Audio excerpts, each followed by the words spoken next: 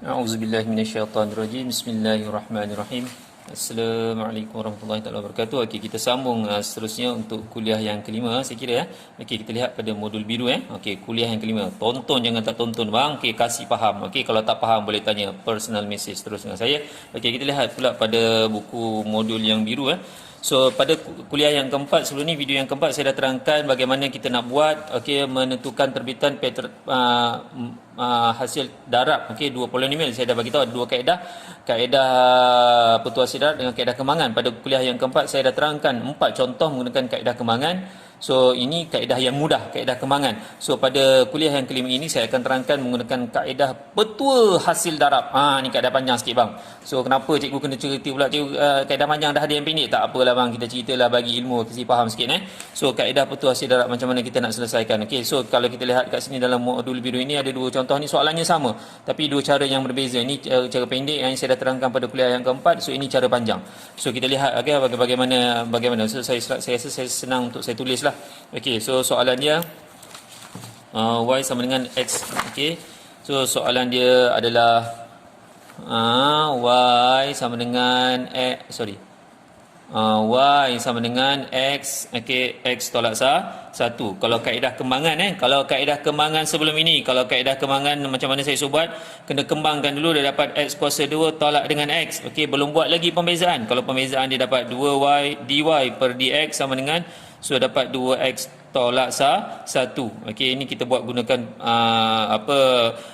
kuasa sedekah berganda. Okey, ini yang kaedah menggunakan kaedah apa? Kaedah kembangan. Okey, hari ini saya nak terangkan pula okey untuk soalan yang sama tapi saya menggunakan petua hasil darab. So macam bagaimana cara dia? Okey, petua hasil darab So petua hasil darab. Bagaimana cara dia? Okey, soalan dia tadi saya repeat balik, y sama dengan x. Okey, x tolak 1. Okey, so dalam petua hasil darab ni kena fokus betul-betul Apa yang kena boleh diberi perhatian adalah awak kena kenal pasti apakah itu u, apakah itu v. Okey, apakah du per dx, apakah dv per dx. Ada 1, 2, 3, 4. Ada 4 perkara yang perlu awak beri perhatian, yang awak kena tahu. So mana u, mana v, mana du dx, mana dv dx. Okey, ni agak pening sikit. Okey. Okey, kita lihat So yang mana u yang mana u? Okey, u. So yang mana diwakili oleh u? Okey, kat sini kita lihat yang di hadapan ini kita wakilkan sebagai u. Di hadapan ini u. So mana yang v? Yang semua ini saya wakilkan ni sebagai v. U kat depan. So yang ni adalah semua, ini adalah v. So awak tahu u. U nya apa? U nya adalah x. V nya apa? V nya adalah x tolak 1. Okey, kita dah dapat u, kita dah dapat v. Kemudian kita nak buat apa? Kita lihat pula yang kat sini. Ni 4 perkara ni kena tahulah ni. Okey, so u dah tahu, v dah tahu. U apa? U lah x, v apa? V x tolak 1. Okey, du per dx. So du per dx ni, so kita fokus yang kat sini. So macam biasalah kita buat petua yang saya ajar, kuasa sedekah berganda. Yang ni kalau x ni akan jadi automatik jadi 1 lah. Okey, ni kuasa dia 1, bawa pergi depan berganda dapat 1x. Okey, 1 tolak 1 dapat 0. Kuasa 0 itu adalah 1, dapat 1 lah. So kalau yang ni pun dapat 1 juga. Kalau buat ni pun kuasa sedekah berganda yang saya ajar pun dapat 1 juga. So kita dapat 1, 2, 3, 4. 4 perkara ini awak kena tahu dalam menentukan petua hasil darab. Jadi belum selesai lagi bang. Kita pun tengoklah. Okay, kita dapat, yang penting kita dapat 4 perkara ni dulu. Ini kita nak buat bagaimana petua hasil darab. Jadi kalau kita lihat kat sini petua hasil darab, dia punya formula bang, dia dah bagi bang kat sini bang, dia dah bagi kelas. Macam mana dy dx sama dengan apa? U darab dengan dv per dx tambah dengan v du per dx. Jadi kita pun lihat okey bagaimana nak buat perbezaan. Saya pun buat dia punya pembezaan je, saya pun buat menggunakan petua hasil petua hasil darab dy per dx sama dengan apa? U okey dv per dx tambah v du per dx. Okey, so apakah u? Mana u? U kat sini bang, u adalah x. Okey, apakah dv per dx? Mana dv per dx? Dv per dx dia kat sini, dv per dx dia darab dengan 1. Ni maksud darab lah, tambah. V mana V? V kat sini. Apa dia? X tolak 1 kurungan du per dx mana? Du dx ni 1 bang. Okey. So kita dapat X darab 1. X darab 1 dapat X tambah. Okey, ini pun ni macam ni. Okey, kita kembangkanlah X kali 1 X. Okey, ni pun darab dengan ni dapat negatif 1 darab 1 dapat negatif 1. So kita dapat X tambah X dapat 2x tolak 1. Nampak tak? Okey, jawapannya 2x tolak 1. Okey, ini menggunakan kaedah petua hasil darab. Okey, yang tadi kembangannya, yang sebelum ni kuliah keempat saya terangkan pun 2x tolak 1. Okey, yang ni pendek bang, yang ni panjangnya cerita. Jadi boleh pilih lah. Kalau saya memang gunakan kaedah pendek lah. Okey, tapi saya kena ajar juga apa yang dikatakan sebagai petua hasil darab. Okey, saya bagi lagi satu contoh. Okey, kita bagi satu contoh lah. Contoh yang berikutnya, saya lihat pada contoh yang ada dalam buku lah. Okey, pada dalam buku contohnya, contoh yang kedua lah, 2x, x tambah 4.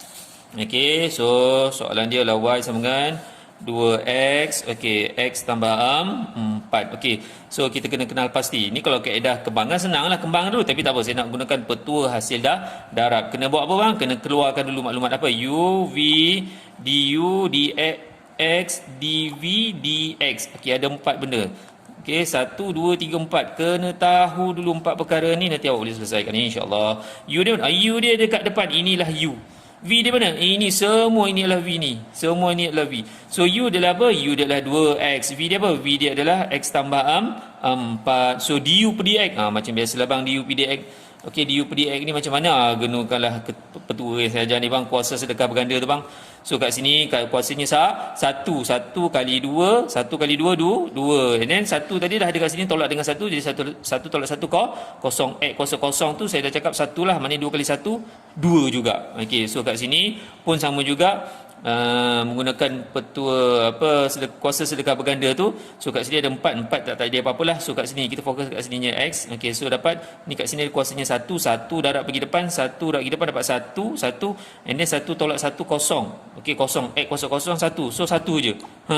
Jadi 4 ni tak ada apa-apa. So 4 ni automatik akan jadi kosong. So tak payahlah buat 1, tulis 1 je. So kita tahu 1 2 3 4. And then kita pun masukkanlah dy per dx sama dengan, okey, apa dia punya petua dia? U dv per dx tambah v du per dx. Okey, ini dia punya rumus dia lah. So u apa u? U dia adalah 2x. dv dx mana dv dx? dv dx dia 1 tambah v dia apa? V dia x tambah 4. Okey, du dx mana du dx? Du dx dia 2. Okey, dapat beginilah. And then seterusnya kita lihat, okey, 2x darab dengan 1 dapat 2x tambah. Okey, nak buat macam mana pula yang ni? Yang ni kita kena kembangkan. X kali 2 dapat 2x, 4 kali 2 tambah denganlah 8. So dapat kat sini 2x tambah 2x dapatlah 4x tambah dengan 8. So dapatlah jawapannya. Okey, 4x tambah 8. Ini pada contoh yang kedua, okey, pada muka surat 9 dalam modul ni.